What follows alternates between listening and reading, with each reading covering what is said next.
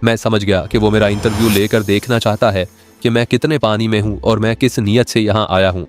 मैंने उसे सुनाया कि मैं हिंदुस्तान की आज़ादी का ख्याल दिल में लेकर इंडियन आर्मी से भगोड़ा हुआ और इंडियन नेशनल आर्मी में शामिल होने के लिए चल पड़ा था।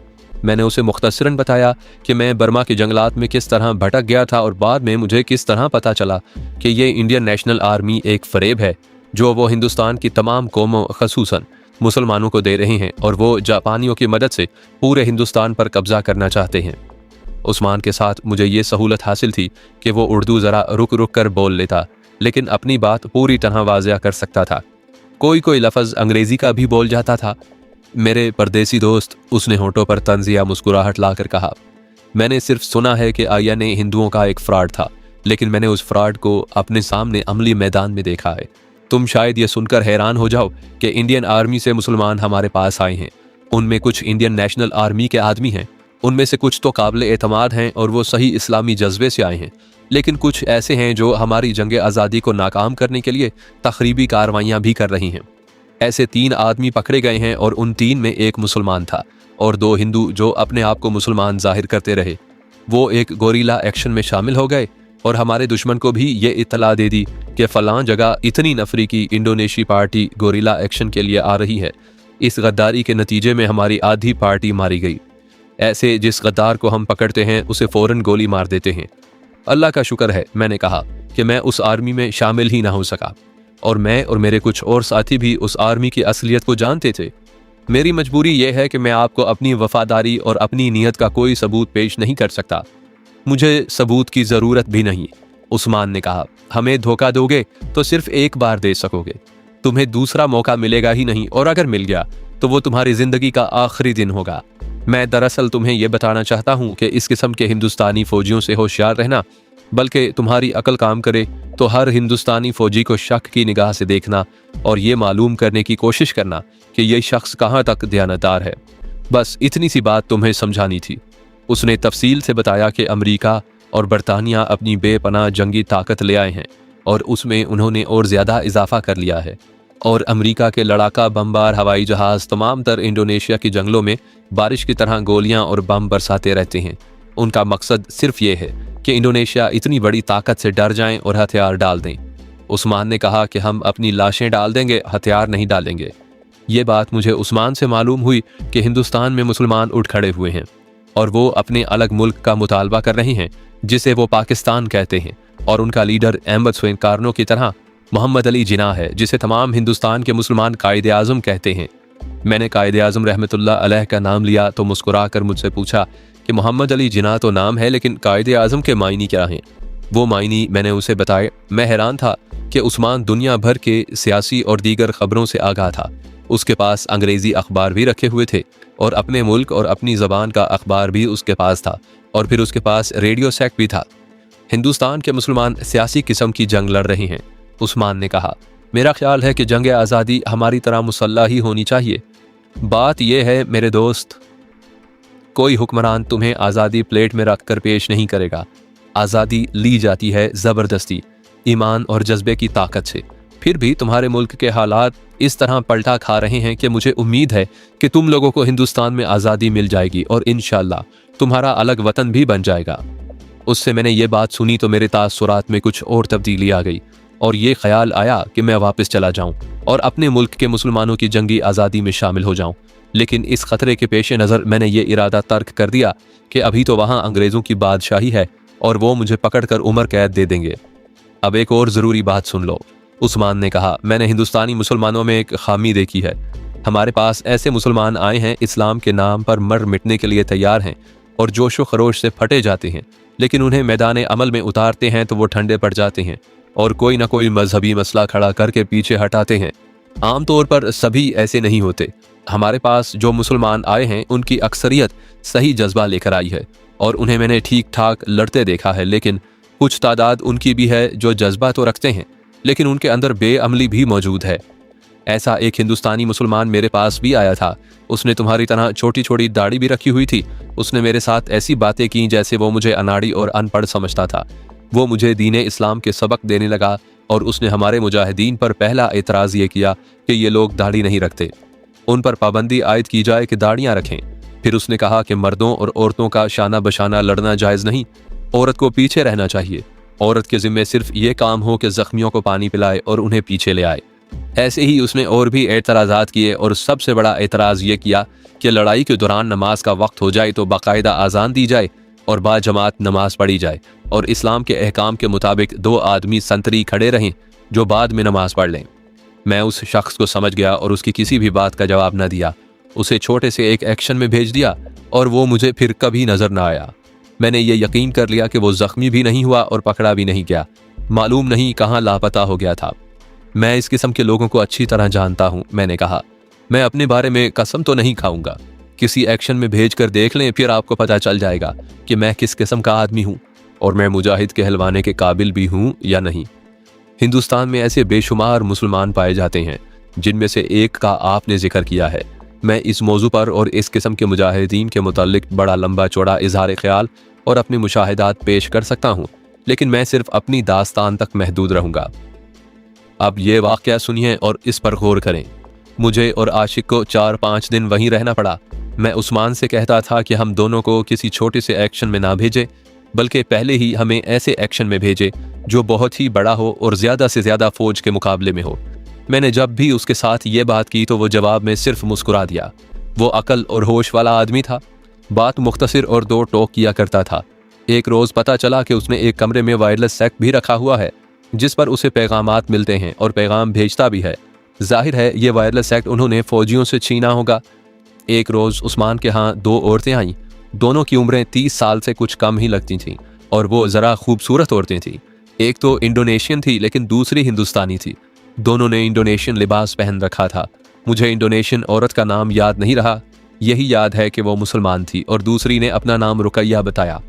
इंडोनेशियन औरत से कुछ पूछना तो ज़रूरी नहीं था, लेकिन कुदरती तौर पर हिंदुस्तानी औरत से यह पूछना ज़रूरी समझा गया कि वो यहाँ किस तरह आई है।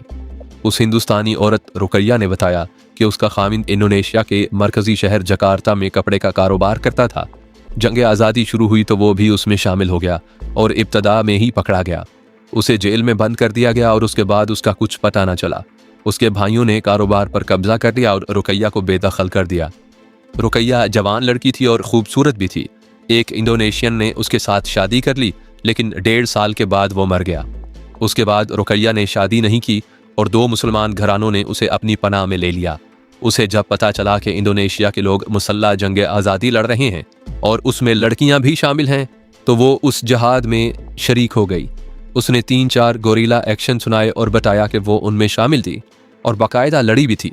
फिर उसने खासी लंबी कहानी सुनाकर कहा कि आखिर वो यहाँ से 15 मील दूर एक गांव में आकर आबाद हो गई और उसके बाद किसी एक्शन में शरीक ना हुई। उसके साथ जो इंडोनेशियन औरत थी उसने रुकैया के बयान की तस्दीक की और ये भी बताया कि वो भी 2 गोरीला कार्रवाइयों में शामिल हुई थी। उस औरत ने रुकैया को अपने घर में रख लिया था। उस गांव में उनकी बड़ी ठीक ठाक गुजर बसर हो रही थी, लेकिन फौजियों ने अब वहां जीना हराम कर दिया है। मैं उन दोनों का पूरा बयान नहीं सुना रहा, सिर्फ ये बता रहा हूं कि दोनों के बोलने का अंदाज ऐसा था कि सुनने वाले को मुतासिर करता था। वो मसला ये लेकर आई थी कि 15 मील दूर उनका छोटा सा गांव है जिसमें जवान लड़कियां कुछ ज्यादा ही हैं। उन्होंने बताया कि वहां से 3-4 मील दूर एक फौजी कैंप है और उस कैंप में से हर रात 6-7 फौजी आ जाते हैं और धमकियां देकर तलाशी के बहाने घरों में घुस जाते हैं और लड़कियों के साथ छेड़छाड़ करते हैं। उन्होंने ये भी बताया कि वो जिस औरत या लड़की को पकड़ते हैं उसे इस तरह डराते हैं कि रिवॉल्वर या राइफल की नाली उसके सर के साथ लगाकर कहते हैं कि सारे कपड़े उतार दो। उन दोनों औरतों ने यह भी बताया कि गांव में 2 घर वलंदेजियों के हैं। दोनों घरों में शराब बड़ी अफराद से मिल जाती है और उन्होंने बाकायदा शराब खाने खोल रखे हैं। फौजी वहां आकर शराब पीते और गांव में मनमानी करते हैं। लोग वहां से भाग जाने के सिवा कुछ भी नहीं कर सकते, लेकिन कोई भी वहां से भागने की कोशिश करता है तो गांव से दूर या नज़दीक फौजी उसे पकड़ लेते हैं और वापस गांव में ले आते हैं। ज़्यादातर तो लड़कियों के वालिदैन वहां से निकलने की कोशिश करते हैं, लेकिन उन्हें निकलने नहीं दिया जाता। आप सिर्फ ये बताएं कि आप चाहती क्या हैं? उस्मान ने उनसे पूछा। अपनी हिफाजत के सिवा हम और कुछ नहीं चाहती, इंडोनेशियन औरत ने जवाब दिया। अगर आपको हमारी और गांव की लड़कियों की इज्जत का कुछ ख्याल है तो एक रात अपने आदमी वहां भेजें जो गांव में आए हुए फौजियों के खिलाफ कोई शदीद कार्रवाई करें। हम दोनों भी 2-2, 3-3 मरतबा उन फौजियों के हाथों बेआबरू हो चुकी हैं। ये बात कहते हुए उस औरत के आंसू निकल आए। ये मुझे बाद में पता चला था कि यह शिकायत वहां आम थी। जिस गांव के करीब फौजी आकर डेरे डालते थे, उस गांव में वो ऐसी ही बदतमीजियां करते थे। इंडोनेशियन मुजाहिदीन को इत्तला मिलती तो वो कोई ना कोई कार्रवाई करके उस गांव को महफूज करते या वहां की सारी आबादी को किसी और गांव में मुंतकिल करके उस गांव को जो खाली हो चुका होता आग लगा देते। ये दो औरतें वैसी ही शिकायत लेकर आई थीं जिस पर उस्मान को जरा सा भी शक न हुआ, ना उसने कुछ ज्यादा सोचने की जरूरत महसूस की। उन औरतों ने 3 दिनों बाद की रात बताई और कहा कि उस रात फौज के तमाम अफसर, जिनमें अंग्रेज अफसर भी शामिल हैं और हिंदुस्तानी अफसर भी, कोई जश्न मनाएंगे। उन्हें यह बात उन वलंदेजी घरानों में से एक घराने की लड़की ने बताई थी जिन्होंने शराब खाने खोल रखे थे। जाहिर है कि ये तमाम अफसर शराब पीकर गांव की लड़कियों को अपने साथ रख लेंगे और उन्हें खराब करेंगे। उस्मान ने उनकी ये सारी बात सुनकर उनसे कुछ और पूछा और कुछ हिदायत दी और उन्हें रुख्सत कर दिया। उन्हें इत्मीनान दिलाया कि उस रात कुछ आदमी गांव में मौजूद होंगे, लेकिन किसी को पता ना चले कि कुछ आदमी आ रहे हैं या आ चुके हैं। उस्मान ने उन दोनों के साथ अपने 2 आदमी भेजे कि उन औरतों का अकेले जाना ठीक नहीं, और इसके साथ ही ये दोनों आदमी गांव का जायजा ले आएं कि वहां का माहौल वगैरह कैसा है और कितने आदमियों की पार्टी काफ़ी होगी, और क्या उस पार्टी को गांव में छुपाना है या गांव के बाहर जंगल में छुपा कर रखना है। दोनों औरतें फजूल सी घोड़ा गाड़ी पर आई थीं। उस्मान के आदमी साइकिलों पर उनके साथ चले गए। दोनों आदमी शाम के वक्त वापस आए। मैं इतना ही देख सका कि वो वापस आ गए हैं, लेकिन मुझे ये मालूम ना हो सका कि उन्होंने उस्मान को क्या रिपोर्ट दी है। उस्मान मसरूफ़ आदमी था और उसकी हैसियत एक कमांडर की थी, इसलिए मैं उसके पास ज़्यादा नहीं बैठता था। मैं वही बात सुना सकता हूँ जो अपने कानों सुनी थी या अपनी आंखों देखी थी। हुआ ये कि अगले ही रोज़ उस्मान ने मालूम नहीं कहाँ से 20 इंडोनेशियन गोरीले इकट्ठे कर लिए। मुझे और आशिक को भी उस्मान ने बुलाकर कहा कि हम दोनों उस पार्टी के साथ जाएंगे। हम दोनों बहुत खुश हुए कि जिहाद में शरीक होने का पहला मौका मिल गया। मैं आपको ख़ास बात ये बताता हूँ कि उस्मान खुद भी पार्टी के साथ जा रहा था। मुझे बाद में ये पता चला था कि उन दोनों औरतों ने उस्मान पर बहुत जोर दिया था कि वो उस पार्टी के साथ ज़रूर आए। मालूम नहीं उन्होंने क्यों ये ज़रूरत समझी थी और उस्मान क्यों साथ चलने के लिए तैयार हो गया था। वो गालिबन उस कैंप को अपनी नज़रों से देखना चाहता था जिसके फौजी गांव में आकर बेहुदा हरकतें करते थे। वो कैंप की नफरी वगैरह देखना चाहता होगा, वजह खा कुछ भी हो। हुआ ये कि उस्मान भी साथ चल पड़ा। हम दोपहर का खाना खाकर चले थे। हमें पैदल उस गांव तक पहुंचना था। उस पार्टी के गोरीलों ने मेरे साथ और आशिक के साथ निहायत ही प्यारा सलूक रवा रखा। सब बारी बारी हमारे साथ चलते और इशारों में कुछ कहते और खुशी का, मोहब्बत का इजहार करते। उनमें से एक भी उर्दू नहीं बोलता या समझता था। उनकी हंसी और मुस्कुराहटों में प्यार और अखुवत मौजूद थी। अगर इलाका मैदानी होता तो 15 मील पैदल कोई फासला नहीं था, लेकिन ज़मीन खड नालों से भरपूर थी और टीले टेकरियों का तो कोई हिसाब ही नहीं था। फिर यह घना जंगल भी था। चंद कदम चलने के बाद रास्ता मुड़ता था और इस तरह फासला बढ़ता ही जा रहा था। जब हम वहां पहुंचे तो सूरज उफ्क के करीब पहुंच चुका था। उस्मान ने पूरी पार्टी को एक टीकरी के पीछे बिठा दिया और वो खुद आगे गांव को देखने के लिए चला गया। ये देखभाल रैकी बड़ी एहतियात से करनी थी। एहतियात ये कि गांव में वलंदेजी भी आबाद थे, उन्हें पता ना चले कि गोरीले आ गए हैं या आ रहे हैं। उस्मान उस वक्त वापस आया जब सूरज गरूब हो रहा था। वो पार्टी को टीकरी की ओट में एक तरफ ले गया।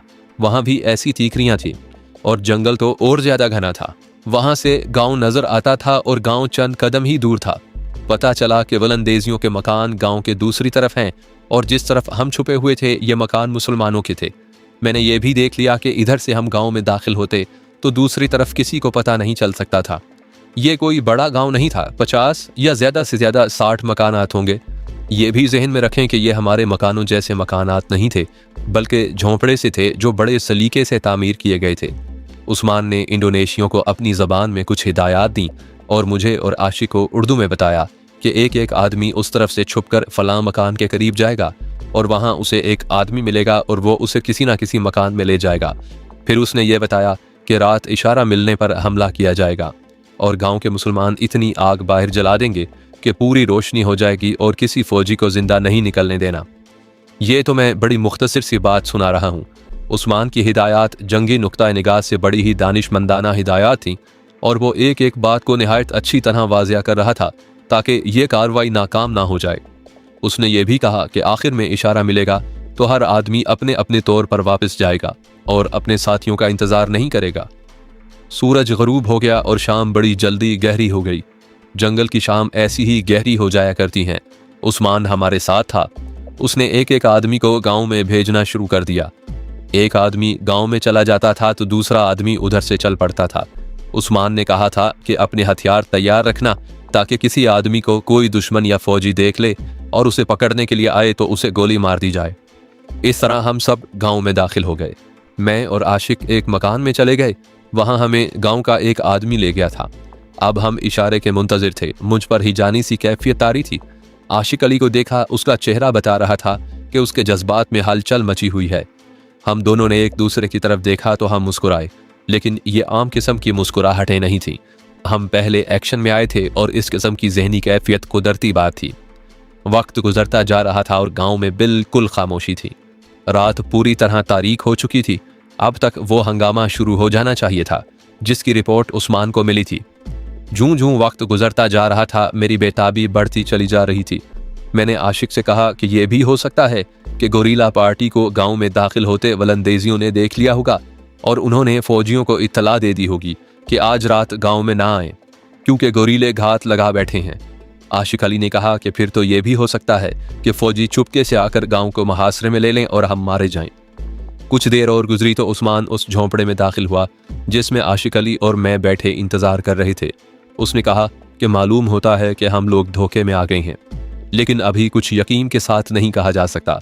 इस शक की उसने वजह यह बताई कि हिंदुस्तानी औरत तो उसके साथ थी, लेकिन दूसरी जो इंडोनेशियन औरत थी वो कहीं गायब हो गई है। उस्मान ने यह भी बताया कि यहाँ कोई शराब खाना नहीं और चंद एक घराने आबाद हैं जिनमें 3-4 वलंदेजियों के हैं। अगर यहाँ अफसरों ने आकर जश्न मनाना होता तो वो अब तक आ चुके होते। यहाँ जश्न का कोई नामो निशान नजर नहीं आता। उस्मान अभी ये बात कह ही रहा था कि बाहर से बुलंद आवाज उठी। कोई आदमी इंडोनेशियन जबान में कुछ कह रहा था। उस्मान ने कहा कि उसका शक ठीक निकला। फौजियों ने गांव को मुहासरे में ले लिया है और उन्होंने इंडोनेशियन जबान में ऐलान करवाया है कि तमाम मुसलमान गोरीले बाहर आकर हथियार डाल दें, वरना सब मारे जाएंगे और गांव को तबाह कर दिया जाएगा। उस्मान ने यह भी बताया कि वो उसका नाम लेकर कह रहे हैं कि उस्मान बाहर आ जाए। उसके फौरन बाद उर्दू में ऐलान हुआ कि इंडियन आर्मी के जो 2 हवालदार गांव में हैं वो बाहर आकर अपने आप को फौज के हवाले कर दें तो उन्हें माफ कर दिया जाएगा, वरना गांव में ही उन्हें गोली मार दी जाएगी। अब तो कोई शक नहीं रहा कि उस्मान जैसा अक्लमंद कमांडर फंदे में आ गया था। मैंने उसे कहा कि उस हिंदुस्तानी औरत को ना छोड़े और अगर हम यहाँ से सही सलामत निकल गए तो उस औरत को भी साथ ले जाएंगे। उस्मान ने कहा कि इसी शक पर उसने उस औरत को अपने साथ पाबंद कर लिया था और वो कहीं नहीं जा सकती। फिर उस्मान ने मुझे और आशिक अली को यह हिदायत की कि हम बाहर आकर किसी अच्छी पोजीशन में चले जाएं और कोई फौजी नजर आए तो गोली मार दें और फिर यहाँ से निकलने की कोशिश करें, और अगर हम मुनासिब समझें और सूरत हाल इजाज़त दे तो हम पीछे से फौजियों पर गोलियां बरसाएं। मेरे पास स्टेन गन थी और 3 ग्रेनेड थे। स्टेन गन की मैगजीनें काफ़ी थीं। आशिक अली के पास भी स्टेन गन थी और 3 ग्रेनेड थे। उस्मान ने कहा कि वो अब बाकी पार्टी के हर आदमी के पास जाएगा और अब हम अपने अपने तौर पर लड़ेंगे, यहाँ से निकलेंगे।